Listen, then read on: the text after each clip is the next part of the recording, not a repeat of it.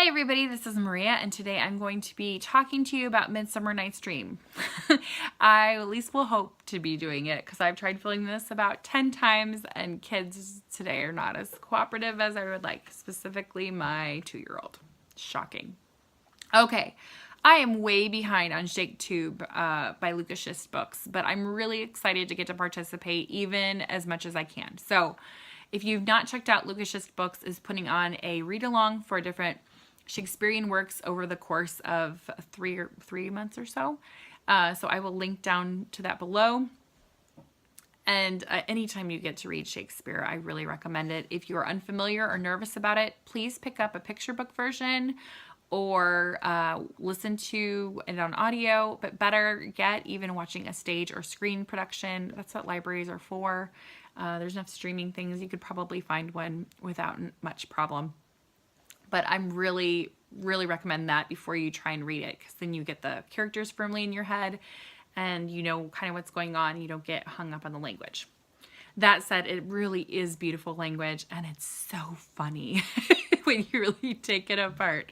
So I really prefer his comedies, but I'm excited about trying to delve in with some of the tragedies as well. I'm not as well versed on those. All right. The screen version that I recommend is the Stanley Tucci, Michelle Pfeiffer, Kevin Kline version. It's one of our favorite movies. Anyway, just hands down, it's impeccably done. It's so funny, especially Kevin Kline. He does a great job of pretending to be a bad actor well. I think that's probably one of the hardest parts, and I just really enjoy it. So, and Stanley Tucci's great too. I mean, come on. All right, this is the version of the book that I read. It's illustrated by Kevin Madison, which was just beautiful to read. I want to show you my favorite illustration right here. It is Bottom with all the fairies, and I just love how impish and mischievous they are. That was kind of a fun thing to look at while I was reading the book. So if you're unfamiliar with the storyline, as most comedies by Shakespeare are, there's a lot of mixed up identity, and confusion, and several storylines that kind of collide into making mass chaos and ultimate laughter. So that is just kind of how it all functions together. I'm going to see if I can summarize this concisely, which is going to be a laugh right now. Okay. So there's Theseus, who is the Duke of Athens, and he's getting ready to get married. So meanwhile, there are a couple, obviously everybody's getting ready for his wedding, which happens at the end of the play. There is a theater troupe that Bottom is a part of that is trying to put on a play that will get picked to be at the wedding. The Duke, apparently how it used to be, whereas everybody would kind of apply and the Duke would choose which one would be shown. So they're trying to make it big by doing a great play, except they're all really horrible actors.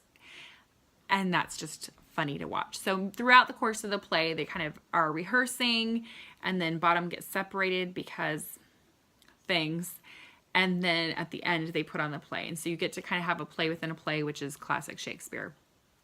The other thing that is going on at the same time is a man comes to Theseus trying to force his daughter Hermia to marry a man who she is not in love with.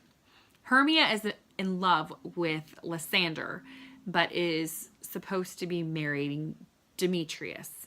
Demetrius is kind of a jerk as far as I can tell, and has already kind of wooed and bedded and left Helena, who is also one of my least favorite characters because she's just the sad puppy dog who has no self-respect and follows Demetrius around trying to make him love her. So that's kind of what's going on with that. Lysander and Hermia decide to elope and leave.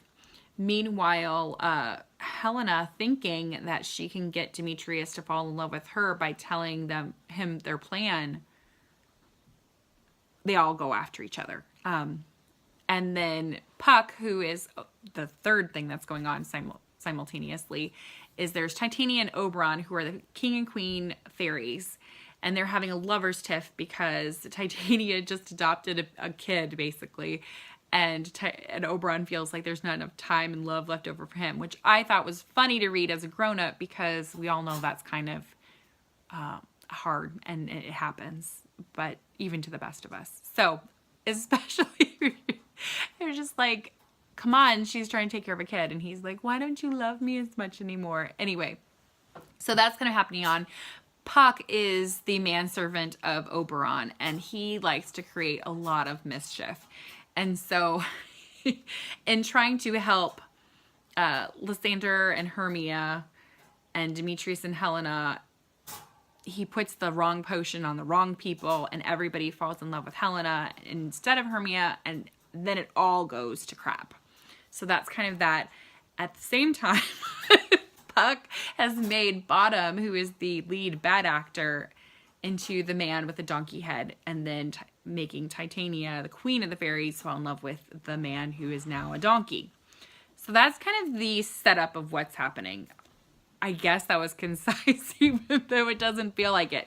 So, favorite lines from here that I really, really loved was the courses of true love never did run smooth. I just thought there really is nothing truer than that, whether you're talking about romantic love or love for a community in a world where everything's falling apart, hopeful resistance, and trying to lean into making a loving place is just plain hard. So I just love that quote for so many reasons. So that's one line that I really love.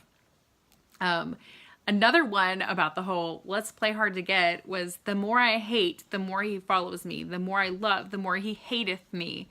And I just wanted to like just take Helena by the hair, be like, come on, girlfriend, like play a little harder to get, because when you're too available, yeah, it just doesn't work out for you. So that's another one I really liked.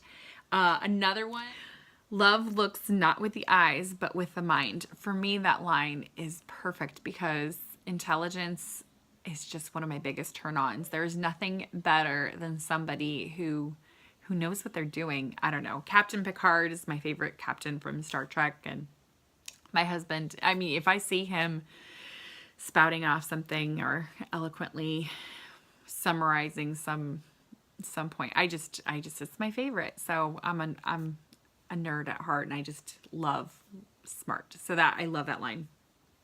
Another one that I really like is when the theater troupe is all together and they're practicing and they're handing out the parts. A flute says, "Let me not play a woman, I have a beard coming."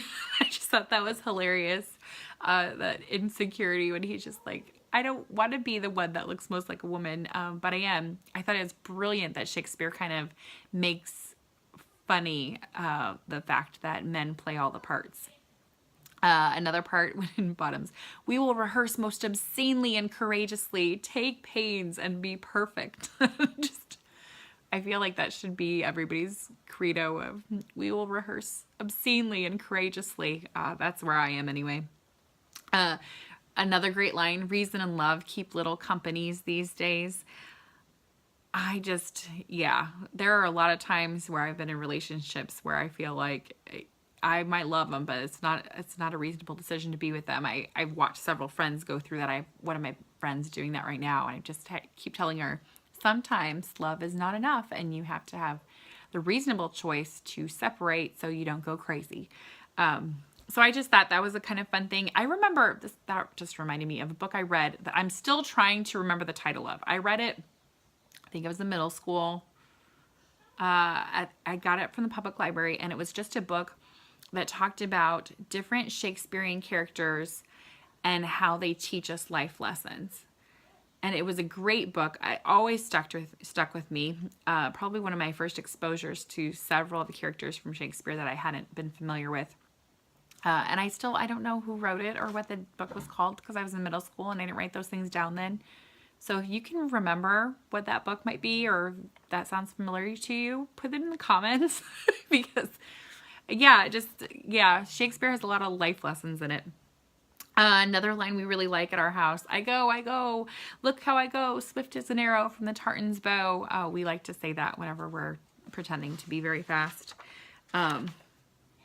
Another one, lovers and madmen have such seething brains, such shaping fantasies that apprehend more than cool reason can comprehend.